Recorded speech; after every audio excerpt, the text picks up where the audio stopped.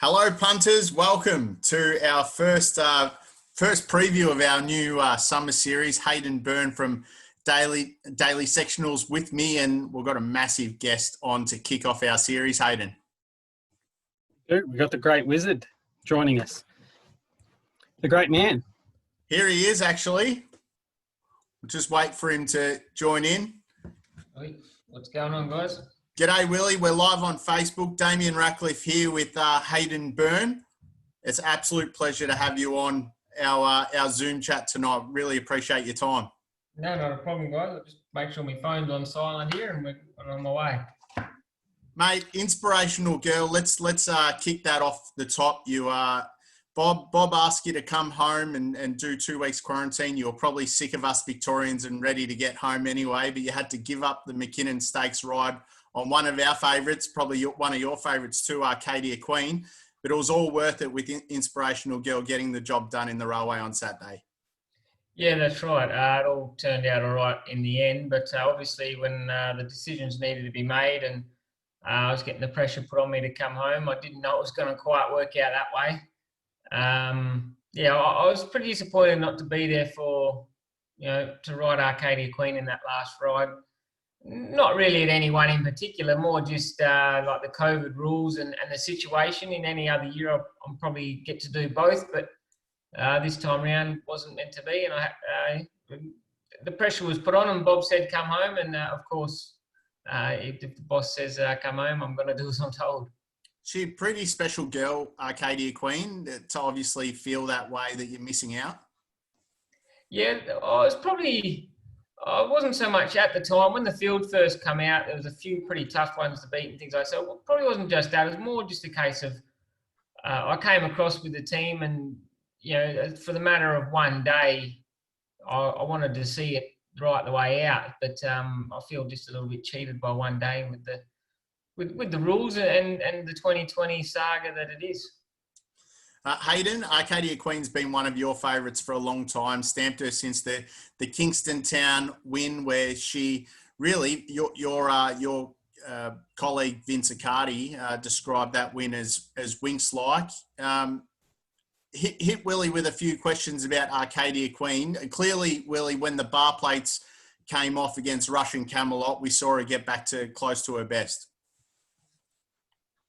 Yeah, well, definitely one of my favourites. Willie, great to have you on, mate. She's a pretty special horse, Little Arcadia Queen. We labelled her going back to 2018 as Little Winx, if you like, especially after that Kingston Town performance. One question that I had specifically for you was, what sort of feeling was she giving you early on in that campaign? 1,400 metres Flemington. She was electric over her last 400 metres. She looked like the Arcadia Queen of old, and then she got back to Caulfield 1800 on that wet track, and she gave me the visual that she was everywhere as good as where she was going back to that 2018-2019 campaign. She looked like she had the right attitude, but it really looked like it was footy boots on with that bar plate. What feeling did she give you, especially in that Caulfield run where you were stuck inferior ground hard on the fence? Yeah, look, I think you pretty much hit the nail on the head there. So starting with the Flemington run, I run second. She flew. I don't think I've had a horse finish as good as that and not actually win a race. It was really frustrating. She did everything right. She really flew. And I don't think anyone got what I felt to what the results were, just really didn't justify what she did. And then we moved on to Caulfield, and everyone was blaming a wet track and things like that. And I think that had nothing to do with it at all. I honestly think the bar shoes were on, and also my own tactics. I got my own tactics a little bit wrong that day. Whereas I probably tried to put myself as close to the Russian Camelot as I could to try and beat him. And then on the bend, when he started to improve, I probably hit the big red panic button a little bit and tried to chase after him before she was sort of ready to go through her gears. So I think it's a bit of both. And definitely the bar plates. So I've never been a huge fan of bar plates on race day. And the Williams team have successfully in the past trained them right the way through with bar plates, but switch them out on race day. And I think that's a really good tactic. As far as a jockey in the field, they give you with bar plates and without. You can't compare it. The Caulfield run, she's almost spinning her wheels a little bit and couldn't just hit that electric top speed that she can hit. And then complete contrast, her next start in the Caulfield Stakes, where she was able to turn the tables. Everything was just there. It's almost like with the bar plate, she couldn't quite reach for top gear, and without them, she could hit top gear. And that's the difference between looking fantastic and looking average at that grade. When you go back to after that Caulfield run, so pre-Caulfield, we stamped her as, we borderline marked her a standout on that day, and rubber stamped her as likely Cox Plate favourite moving forward. Do you think on a dry track under different circumstances that Cox Plate might have been one that got away?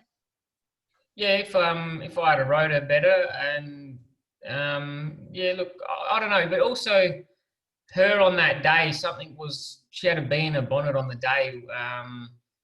She's quite a quirky mare, and she's hard to keep under control a little bit. And that particular day, from the moment I think she arrived, I don't know, the moment she arrived in the mountain yard, she had a bee in her bonnet. She goes around early. That's her usual thing. She kept getting her tongue tie off. And I basically lost her before the race started. And then it went from bad to worse from there. So definitely she's good enough to win one, but it didn't happen there, obviously. And yeah, and I don't even think the wet track or the sticky track really has a lot to do with it. I don't think it really matters. Maybe she's not absolutely electric on a wet track, but I forget the track. I think if other things were right, we could have been right in it. That's super interesting, Willie. I haven't heard you speak about Cox Plate Day like that before. Maybe you have, but it's super insightful. We look ahead towards a race like the Queen Elizabeth in the autumn in Sydney, and they can get bottomless tracks. And you're pretty much saying that you're not worried about a wet track for Arcadia Queen. Things just weren't right before the race with her. Yeah, that's right. I'm not a huge believer in those sort of wet track type of deals. Everybody's got to run through it, so it's an easy excuse to use when you get beat. Of course, it does have bearing. I'm not saying that, but I think it's very much an easy excuse to use sometimes.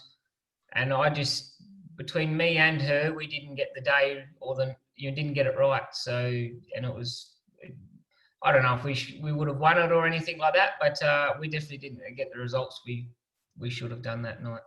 Do you have any more questions on Arcadia Queen, Hayden, before we move on to Inspirational Girl? I think we're talking, we can move on to Arcadia Queen Jr. Well, that was quite a performance, Willie. Clearly on IVR data, a career peak. I probably hadn't seen that early speed in the race, but she just thrived with that pressure. And how good does it feel when you ride one like that? You don't have to touch the whip. She just saw the gap and went for it. Yeah, look, I will say this is probably one of the first, and so far probably one of the only big races I actually got to enjoy. Even when Arcadia Queen won by 4 or 5 lengths in the Kingston Town, it was all just pressure and me hoping I didn't stuff it up. Whereas last Saturday with Inspirational Girl, I was back, and once I found that gap at the top of the straight, I've actually enjoyed it from then on. And I've never really been able to do that in a big race. I've always been panicking, looking over my shoulder, wondering who's going to ruin my party. Even though sometimes they've won easy, I still just had that mental sort of thing about me where I couldn't enjoy it. But she was fantastic. The way she was able to handle the pressure early. She's a different horse than what I rode before I left to go to Melbourne. Every number I've got on her says that she's not only a better horse, but she seems to be a much stronger horse. Even going back to sort of July time, she's definitely improved vicinity of 3 to 4 lengths since then. And, we've got an adjusted figure of her 5.1 lengths above IVR benchmark, which puts her, around the 3 lengths inferior at this stage to a horse like Arcadia Queen. But everything there just screams that, we definitely haven't seen the ceiling on this horse, and the increase of speed again over the last 200 metres on the weekend. How much better could she be? Well, it's a hard one to answer because she improved so much from when I last rode her. And as I sort of said, the only way I can explain it is she was a bit weak before. And that's really selling her short. She's a very nice horse, and we always thought she was good, but she just always felt on the weaker side. Whereas on Saturday, there was just none of that. As I said, weakness is the wrong word, but it's the only thing I can think of. There was no hint of that. She was just on the job. She jumped good and clean, which she probably hasn't done for a couple of runs. Held her ground with a lot of pressure being applied on her. There was a few runners to me outside that were really asking the question of me to hold my ground.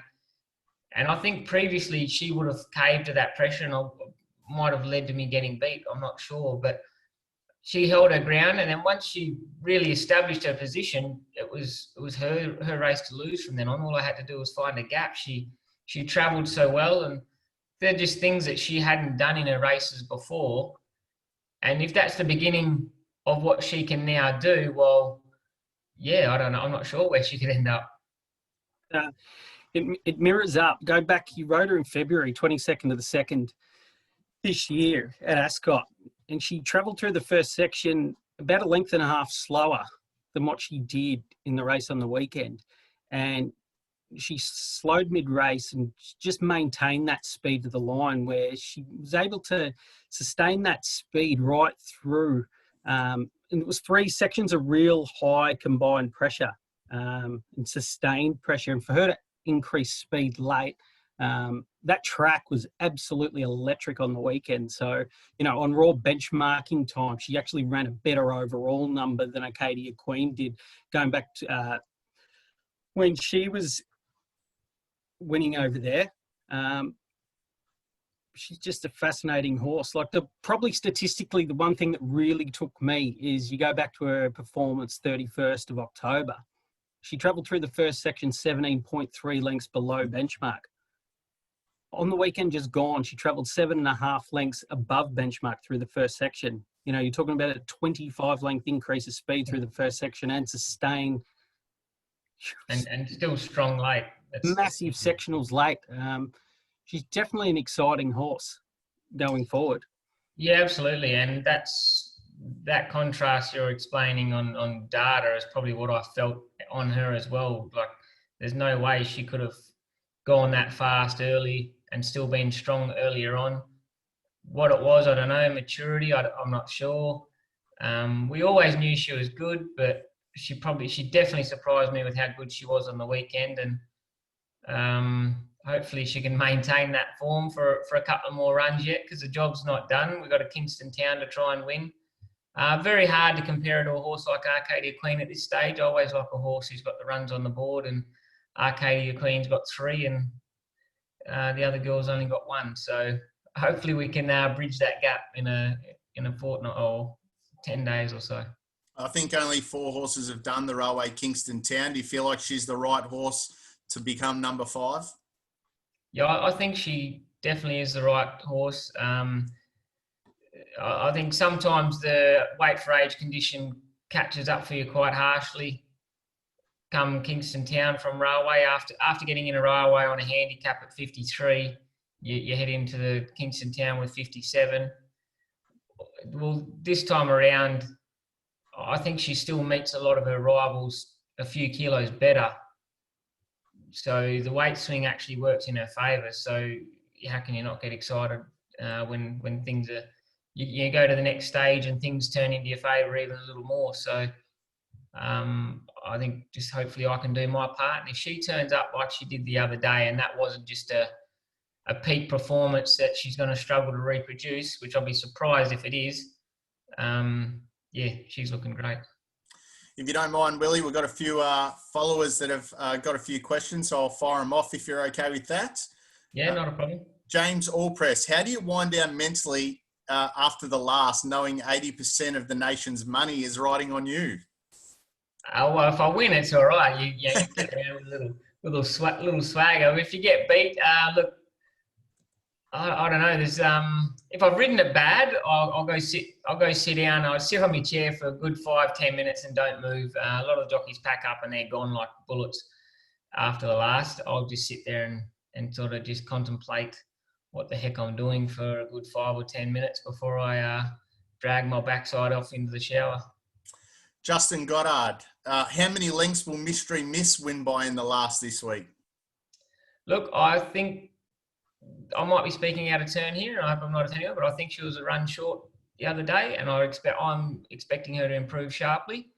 So she's getting close to a race where she should be hitting her peak, and I don't know how many lengths. I don't care if she wins by a nose, but I'm expecting her to turn it around sharply. Okay. Todd Shawn, would you ever move to Melbourne on a permanent basis? No, I don't think so. No, I like it here. I'm a bit comfortable, and Melbourne was great. The success was good, but I felt like a 3 kilo claimer, but didn't have the 3 kilos to go with it. Well, Paul Sharp, was the extended period in Victoria a big factor in the success compared to the hit and run? And I should add Paul that Willie did a hit and run in the autumn and took away the All-Star Mile and nearly an Australian Cup as well. But I bet it would have been great to just spend 6 or 8 weeks here and build up a relationship with Team Hawkes as well. Look, it would have been interesting to explore that sort of option. See how long the Hawkes thing might have lasted, but look, I've made my decision. This is home. As far as the hit and run go, I suppose I liked actually being there, and I'd always planned to do something like I'd done, but the 3 months was probably just a bit too long for me. It got a bit annoying and a bit much of a drag on the family and things like that. So I'd like 6 weeks would probably be nice, but 12 weeks was just really stretching it a bit. Do you think maybe the COVID factor had a big effect on you with that? Yeah, it probably did, actually. I didn't get to enjoy any of Melbourne, pretty much. It was all work, and I was stationed out at Bendigo, which wasn't a problem, but once I started getting regular rides, and say on particular Melbourne Cup Day where you got to get there so early, that made it quite difficult. So, yeah, maybe under different circumstances, I might have been able to enjoy it a bit more than I did. Not that it was horrible or anything like that, but I definitely didn't get to enjoy the whole time I was there. Yeah, to bring the family over to and see some of the sites like Gumbaya Park and Wobby's World and some of the real greats over here. Well, it would have been nice because the way we're situated here, my partner Jessica, she's probably a bigger push for me to go and try my hand at a few of those Melbourne races than what I really even want to. So she probably would rather be there, and she would get more enjoyment out of me having the success that I had than I probably do myself. So it feels like a bit of a piece of the puzzle's missing when the person who would get the most enjoyment out of it isn't actually there. And it's Hong Kong ever be an option? I tried that once, but starvation, it didn't suit me. It's funny, actually, after the Caulfield Guineas meeting, you actually, the question was put to you whether it was your greatest day on the racetrack, and you actually said some of those railway wins were better. Was it, being home, having family there, watching, having a crowd? There was no crowd, obviously, at Caulfield this year.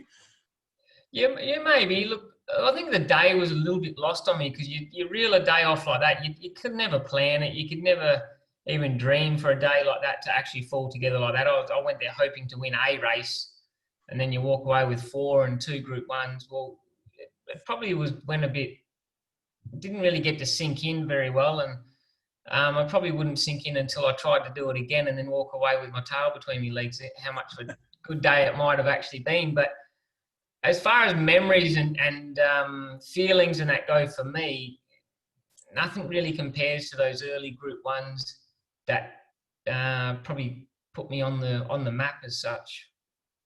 2 more questions from our followers. One from, I think it's a fellow West Australian here, Willie, Gregory Worth. As far as Everyone thinks the Eastern racing is far superior than the West. How does it feel going over there to here in Melbourne in the spring, holding your ground and winning races that you did against the best? And he said you made us West Australians proud.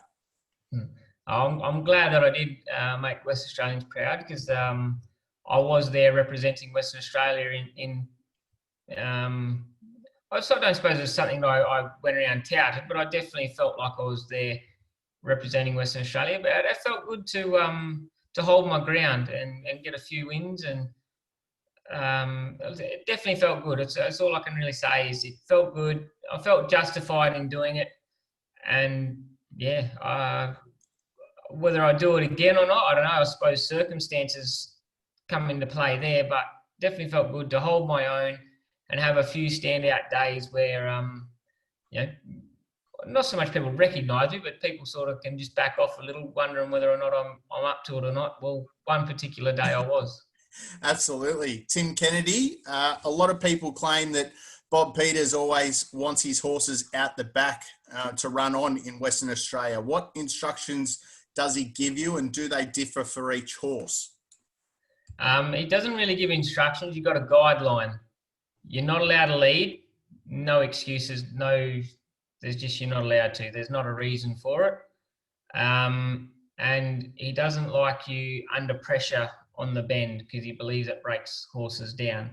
So yes, you can be putting yourself into it, but you're better off with a track up, or if you've got the handlebars down on the bend, even if you win the race, he'll be shaking his head, a bit not too happy. And he doesn't necessarily want his horses back, but I think it becomes it evolves that way, because they never ever get asked to jump and hit the bridle.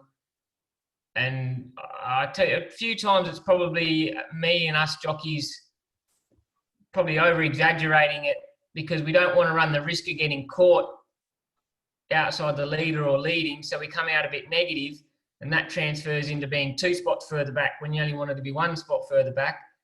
And yeah, so it probably has, I don't know, it's probably evolved that way, but he never has actually ever said sit back. It's more just a case of these are the guidelines. He's told me even when I was first started riding for him, and he's never told me since. One horse I panicked and chased the leader. There was a breakaway leader, and I was young and I panicked. I pulled out and chased it. I hit the front, and then I got run down myself. And all he ever said was, "Don't do that on my horses again," or something like that. Or if you want to ride my horses, don't do that again. Yeah. And that was like the biggest. That was probably more.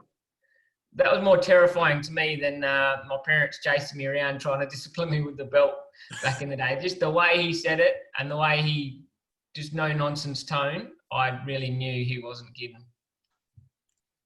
Do you think that's made you a better jockey, or does it hold you back in some sense? Where, example, when you come to Melbourne, do you, does it help you? Has it held you back? How do you feel about that? I suppose it goes in runs where if you get those hard, fast days where you need to be in the first 4, well, it definitely feels like it's holding you back, and you get very frustrated. But then I think overall, I think it's actually helped me, because it's very simple. It's hard to get it wrong. Yeah. And if you're just patient, the runs will come. And I don't know, I find 7 out of 10 times they do. And the other 3, well, I don't know, 7 out of 10 is probably a pretty good average in racing. So, I think it keeps it very simple. You don't have to get too clever with speed and things like that. You let the race unfold, and then you try and run onto it. And I don't know, I suppose gauging by the success he's had, it must be somewhere pretty close to being a good formula. Hayden might have some data on this, but to me, it looked like you picked up Caulfield the quickest out of the 3 metro tracks, and you really figured out that there are lanes sort of out eight horses and wider. You were able to get into those lanes and figure out that was the fast spot. Was it because maybe Caulfield a similar track to Ascot, or maybe because the Melbourne Carnival started at Caulfield and there were a few more meetings there before you got towards Moonee Valley and Flemington? Yeah, look, I think I probably did have my best ammo aimed at Caulfield, but I think it was the easiest track for me to ride as well. It played a lot more similar to, I suppose, the jockeys in Melbourne. They know the tracks really well. So Flemington for me was the hardest track by far to ride, because it's a great big long straight, lovely wide track, but I still found myself somehow being left flat-footed or not going early enough, and I just couldn't wrap my mind around it. So Caulfield, it feels like Caulfield moves happen, whether someone's putting themselves into the race, or I don't know, the bender's at that right stage where you can still pick off a run and it not be too late, say like a Moonee Valley, I suppose, could be. And it just played out a little bit more, I think, suited me. Whereas Flemington, I think Flemington was a bit of a disaster. I just couldn't figure it out. So, we'll keep working on that. Hayden, how do you see the Winterbottom playing out this week? It looks like Trekking's the one to beat.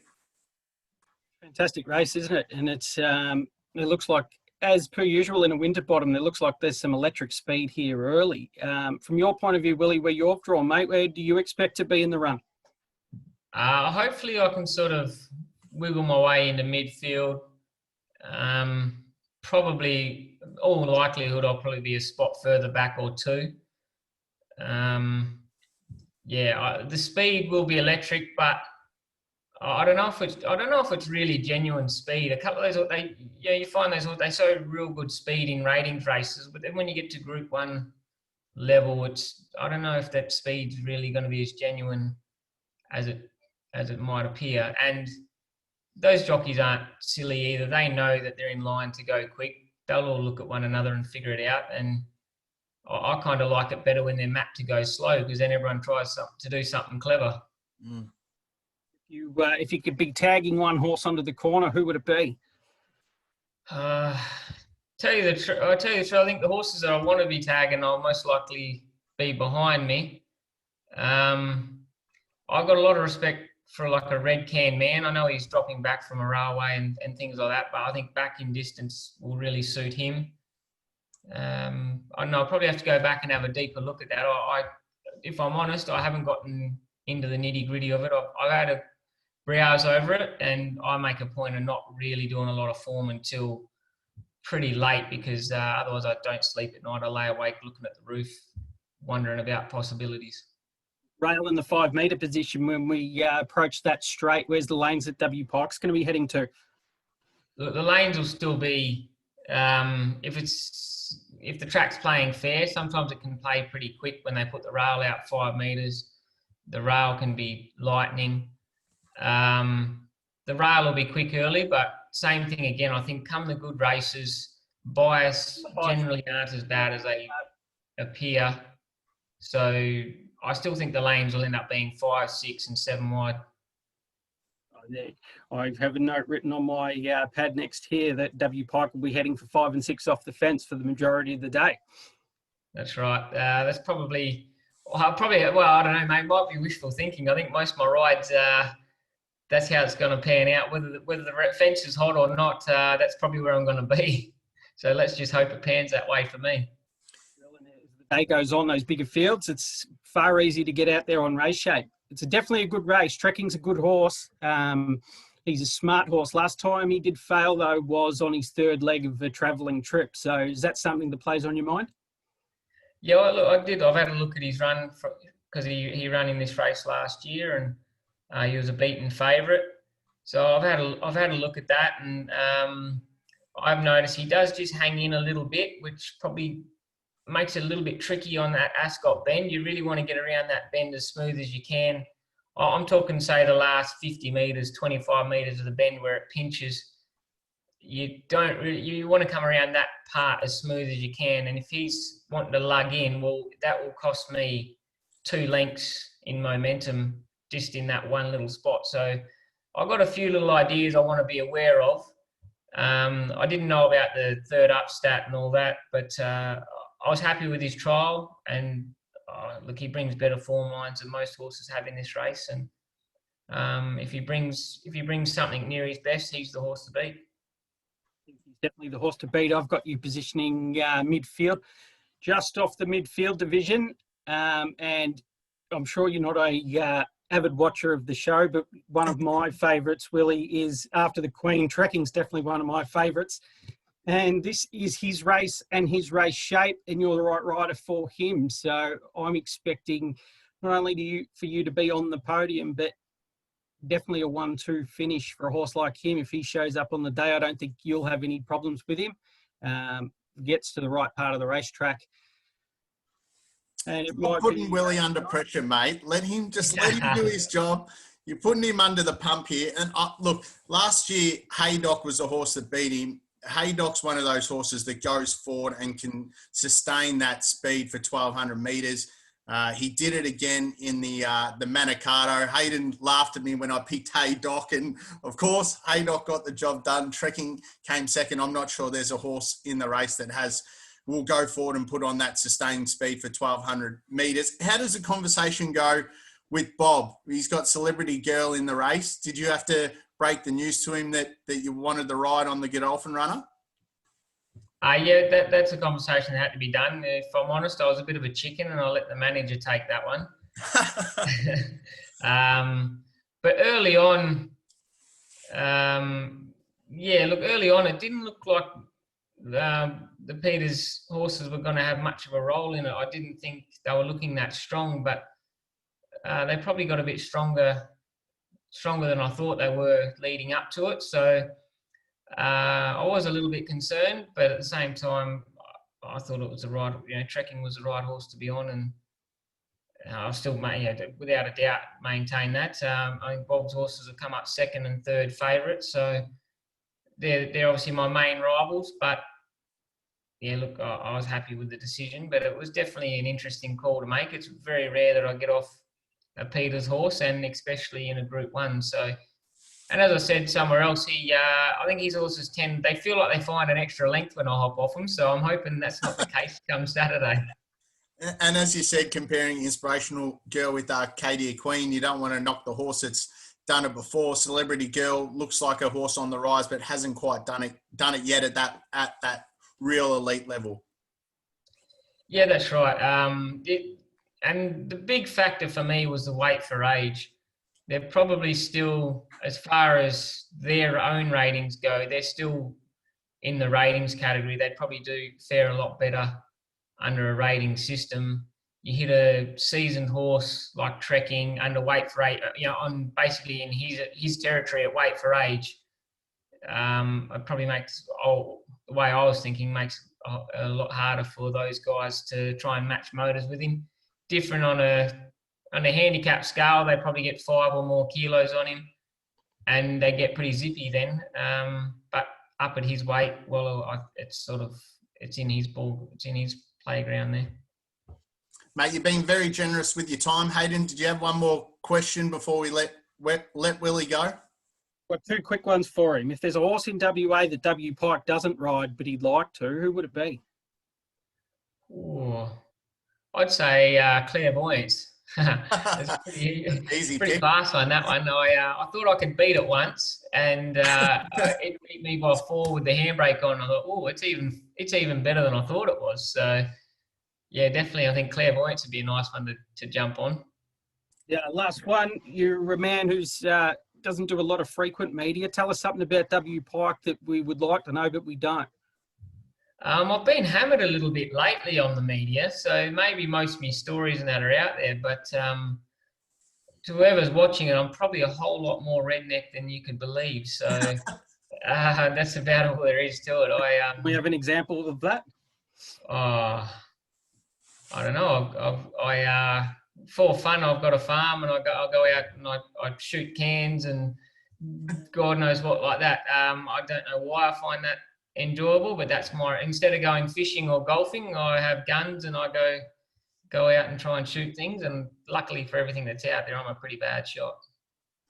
On that last one from me, Willie, and we'll let you go. On doing more media, do you feel like you've embraced that? Did you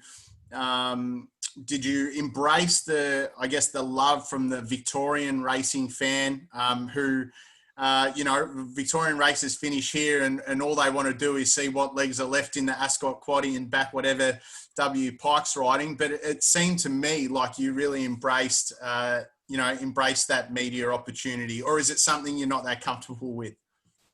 No, I learned to get more comfortable with it, definitely. I've done a fair bit of it now that I'm starting to get more comfortable with it and trying to remember things. I had a horrible habit of having topics to talk about, and as soon as the camera goes on, your mind goes blank and you go, So I definitely feel like I'm getting better at it, but am I comfortable? Oh, not really, but it's the way the world is, and that's where, I don't know, I suppose that's where the fans and the people have taken me, and I always want to try to give back to racing, and I suppose that's the main reason why I agreed to get a bit more involved in media and probably even be here talking to you guys now, because if I can just give a little bit back to racing, then that's good for me and it's good for racing.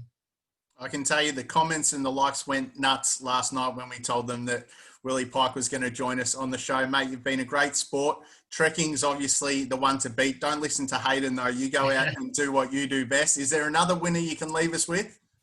I think I've got that card of rides, and it was much the same last Saturday. I think I could come away with 4 without surprising, or I could actually come away with like a pretty sort of dirty day and run a few places and that be it.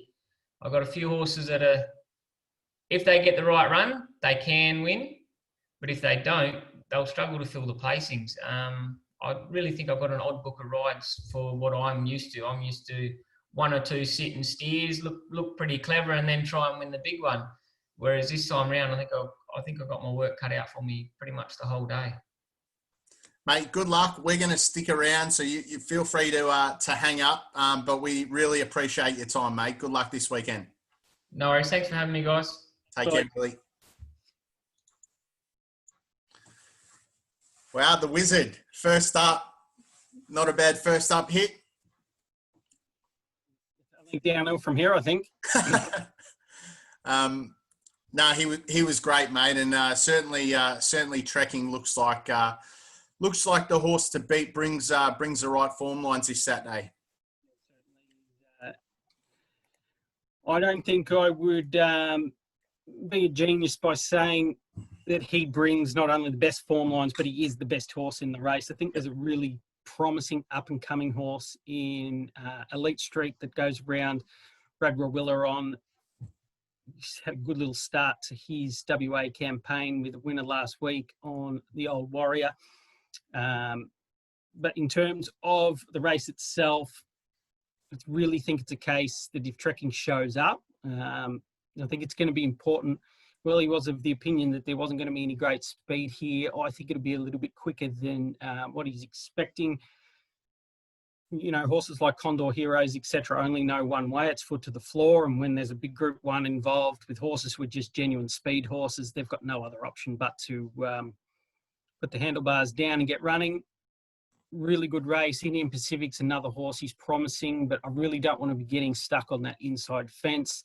As we made note to before, you know, when you're getting to this stage of the day, getting 5, 6 off the fence in these bigger fields will be key. So, you know, as Willie did mention that early on in the day, the fence may be the place to be. That's primarily because the fields earlier in the day are smaller. And when you do get those smaller fields, it's much harder to get into those faster lanes, which will start at from 5 off the fence, which will put you into 10 and move it all the way out to 10 off the fence. So extremely difficult. You know, race 1, 2, they're races with smaller fields. If there's a bit of pace in race 3, that's when you'll start to see that lane advantage kick in. Rail 5 definitely does play like that. So, you know, expect W Pike to be really highballing for that 5, 6 off the fence position, because that'll be the place to be. You'll buy himself some ground. And if you get out to there, you'll be extremely hard to beat. Winterbottom, great race. Trekking for me will be on top. I think Elite Street's the climber. And you know, if this horse can transfer his 1,000, 1,100 metre profile up to 1,200, he's the sort of horse, no ceiling. If there's a flat run, you know, if trekking has come to the end of it, you know, he was peaking Everest stage. He ran a bottler at Moonee Valley. You know, he goes over to there. I expect him to run sort of into that fours level, which will make him extremely hard to beat. Then you go behind horses like Stageman, Indian Pacific. And if there's that uni-time style of run that you've seen last week where something come highballing from the back 10 off the fence, I think the horse is Flirtini. It's drawn 17. But the Pont of Paul Harvey, you know, he knows his way around a racetrack. And, you know, it's a knockout runner for your exotics. Great race, mate. What's your thoughts?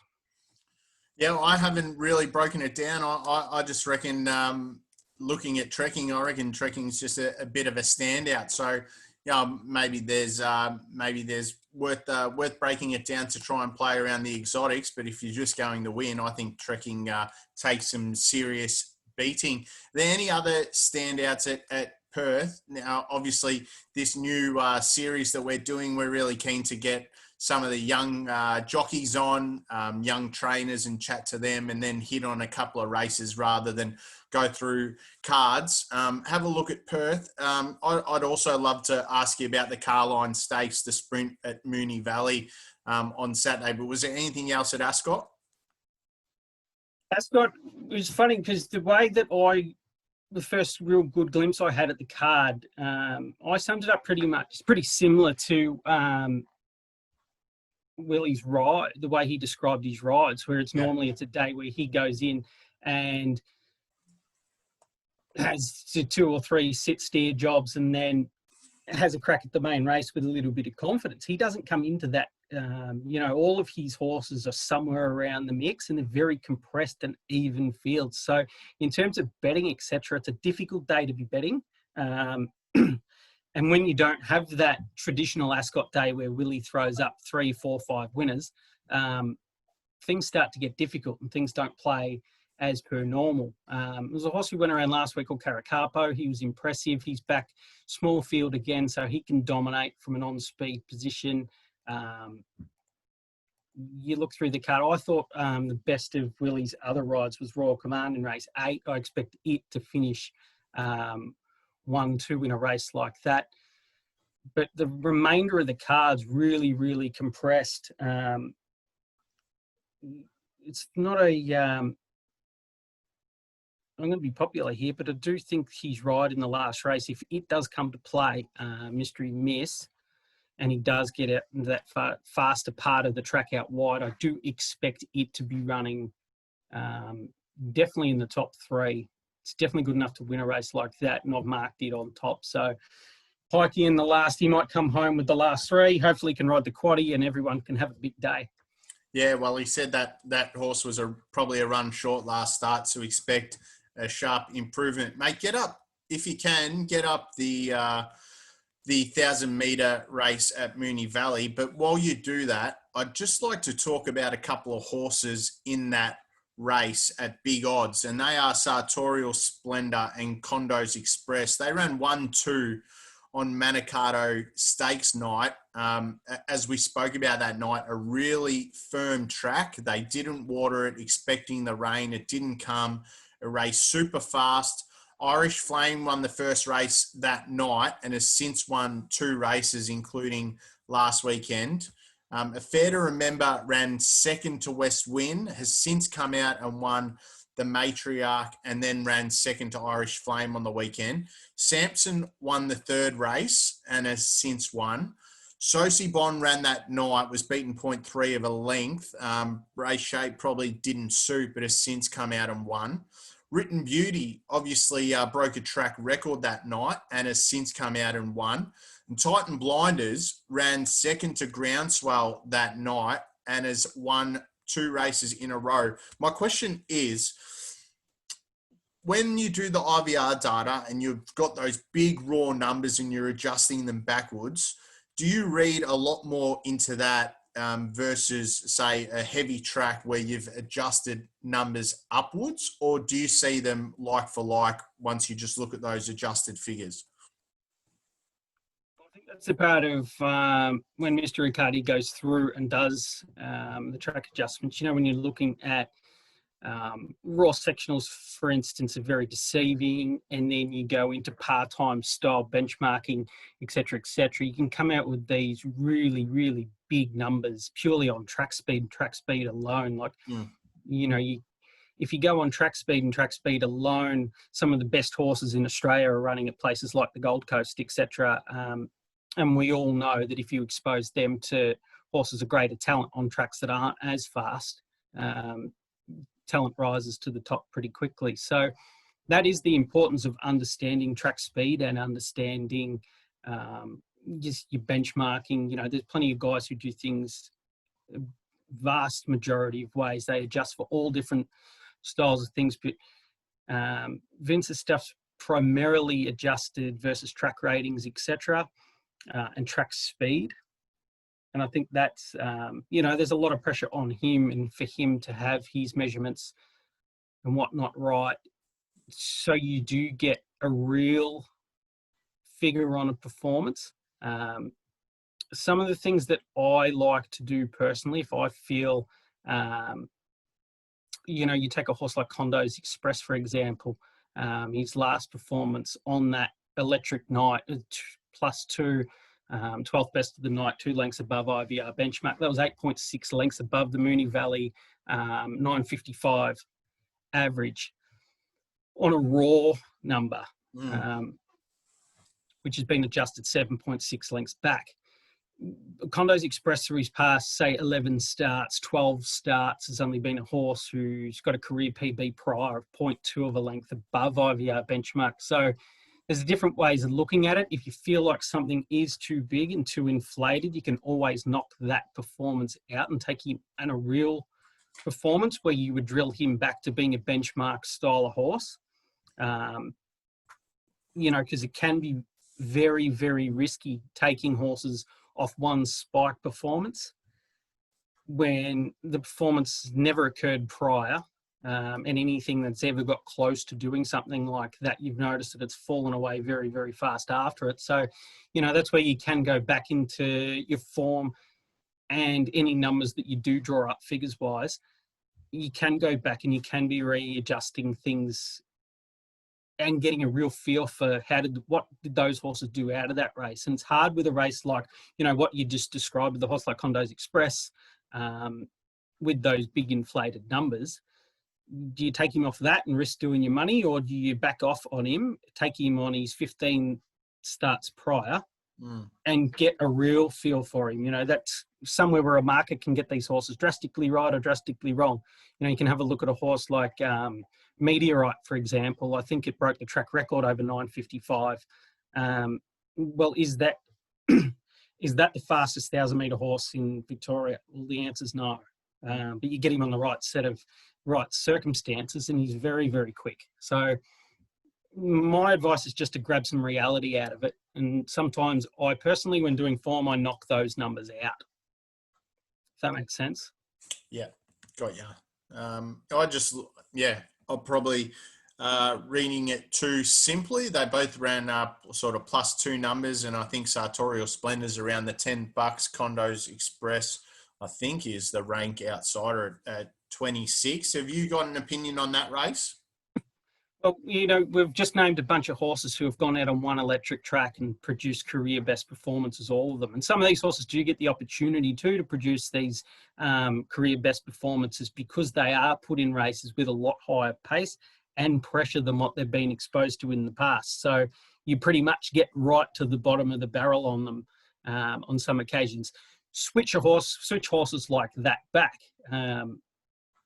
And then grab a horse like Prezado, for instance, sake, who's got a string of performances back to back to back to back, you know, all in excess. Best of the days, 3.2, 3.2, 2.3, lengths above IVR benchmark, all over 1,000 metres. The key to that particular runner is he's just a dry tracker, and he's a 1,000-metre specialist. And every time they've tried him over anything else, he hasn't performed.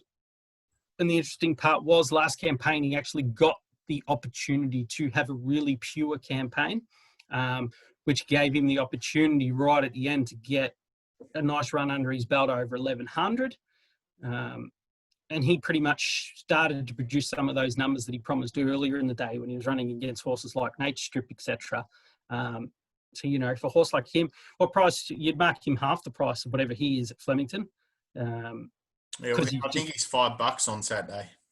He's just a natural straight line speed horse. And, you know, it's funny because the Moonee Valley track is that dogleg style, zing home last 250 metres. But these straight line speed horses actually do adapt well to Moonee Valley versus a place like Caulfield, because the main part of the speed and their straight line speed advantage does come in down the side, where a track like Caulfield, etc., they're turning on that acceleration part of the race. So a horse like him, if he can position up and be in a place in a stalking role, he's a style of horse who can hit the front in a race like this. If you hit the front, it's goodbye to the rest. You know, and then you've just got a string of other horses. You've got horses like Human Nature, for instance, who do fly short course Moonee Valley. Where's our rail position here? I'm just going back up to the top. I think it's back in the true. So if we're rails back in the true, so it's the fairest version of Moonee Valley. Horses can win. Obviously, it will be natural leader stalker advantage, particularly if that track is racing quick. So if you feel that we're running G3 times early, it's extremely hard to make ground. Anything back from, say, 3 lengths back from the leader on the main races, extremely hard to make ground. The exception is in those short course races, 1,000 to 955 out of that inner circle. It is much easier to make ground due to the topography of the track. And because the leaders pretty much come out, they go for broke, and then they've got to pull the brakes on quite quick to get around that sharp bend. Yeah. And it does give those who have sat back off that speed the ability to suck up and hit them with some momentum. So, you know, if you've got a 3-length bridge to the leaders in the circle races, in that short course race, you might be able to win from, say, 4 or 5 back from the leader, which brings a horse like Human Nature into play in a race like this. 2 others I want to ask you about. Do you have a figure on Grandview Avenue's win at this, I think it was this track and distance, it might have been 955, beating Meteorite, who has been scratched from this race? His last start performance was best of the night, 2.4 lengths above IVR benchmark. And he's got a bit of substance to him, this horse. Go back to Flemington. 2 starts prior, he was at 18th best of the day, 1.3 lengths above IVR, and you can go right back to Matoa on the 3rd of the 10th, where he had another best of the day, 1.5 lengths above. So, you know, that was no fluke, that 2.4, and you could basically stamp him in a race like this in the solid 1 zone, which would put him, you know, right in contention in a race of this caliber. The interesting one's probably number 6, Royal Witness, who talent-wise would be, you know, equivalently as good as anything else in the race. Interesting move coming down here, done its most recent racing at Eagle Farm. It's the sort of horse who could show up on its day and knock them over. And now old mate Run Sun, if that track's playing electric, lead on speed, the drop back in distance to 1,000 metres. Should be okay for him. There's a little chance there that the speed might have got knocked out of his legs from the latest 1,400. Whether the brake's long enough to get that 1,000-metre style speed back into him, I doubt it. But he's a known hard-on pace style of horse. So for me in a race like that, Prezzado's clearly the class. And I'd expect him to be finishing in the first 3.